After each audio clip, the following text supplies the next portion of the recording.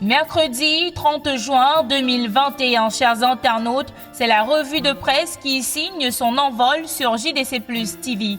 On ouvre avec l'essentiel du Cameroun qui relaie les conclusions et recommandations de la Chambre des comptes au sujet de l'audit sur la gestion des fonds Covid-19. Le journal nous fait savoir que dans un document de synthèse qu'il faut préciser a une fois de plus fuité, la Chambre des comptes de la Cour suprême présente les résultats de l'audit effectué sur la gestion en 2020 du Fonds spécial de solidarité nationale pour la lutte contre le coronavirus et ses répercussions économiques et sociales. Les principales conclusions établissent de nombreuses fautes de gestion.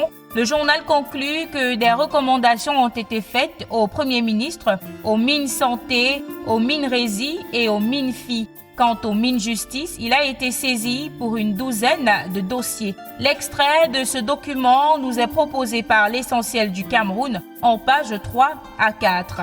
On reste avec l'essentiel du Cameroun pour parler du prix du ciment. Le ministre du Commerce, apprend-on, s'oppose à une augmentation par la société Cimencam. Information relayée par Le Jour qui va plus loin pour indiquer que cette entreprise est menacée de fermeture en cas d'une augmentation. Le quotidien souligne que suite aux informations persistantes annonçant une hausse du prix par l'entreprise de cimenterie, le ministre du Commerce, Luc Magloire Mbaga Atangana, a mis en garde son directeur général dans une lettre datée du 29 juin 2021 qui circule sur les réseaux sociaux.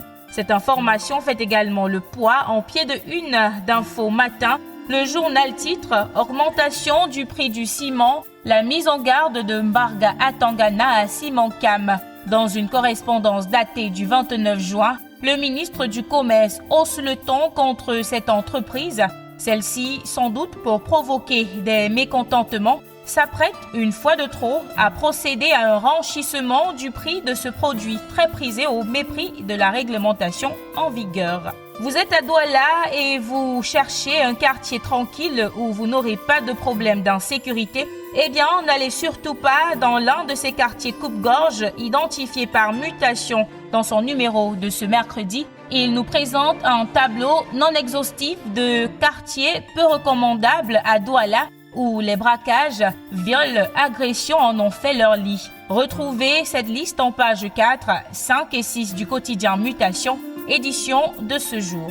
On poursuit cette revue de presse avec le Messager qui nous fait savoir que les conflits agro-pastoraux minent la ville de Nkoteng dans le centre Cameroun. Elle est aujourd'hui au bord de l'émeute. À l'origine, une guerre qui oppose agriculteurs et vachiers Mbororo accusés d'exactions en prairie dans les plantations et les sources d'eau potable sous le regard impuissant des autorités.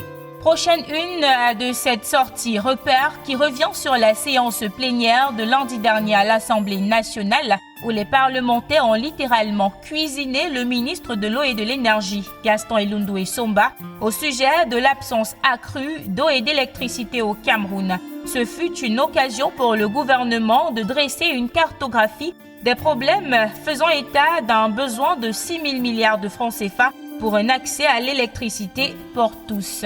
On termine avec Cameroun Tribune qui évoque le plan triennal spécial jeunes. Il y a du concret, indique le journal. L'évaluation semestrielle de cette opération, initiée en 2016 par le chef de l'État, a été effectuée au ministère de la Jeunesse et de l'Éducation civique hier à Yaoundé. On en retient que cette opération a déjà contribué à la création de près de 22 000 emplois. Cameroun Tribune est allé à la rencontre de quelques bénéficiaires. Success story, circuit d'obtention de financement, mécanisme de remboursement, à lire dans le focus de la rédaction en pages 25 à 27. Et voilà qui vient mettre un terme à cette édition de la revue de presse sur JDC Plus TV. Merci d'avoir regardé. À demain.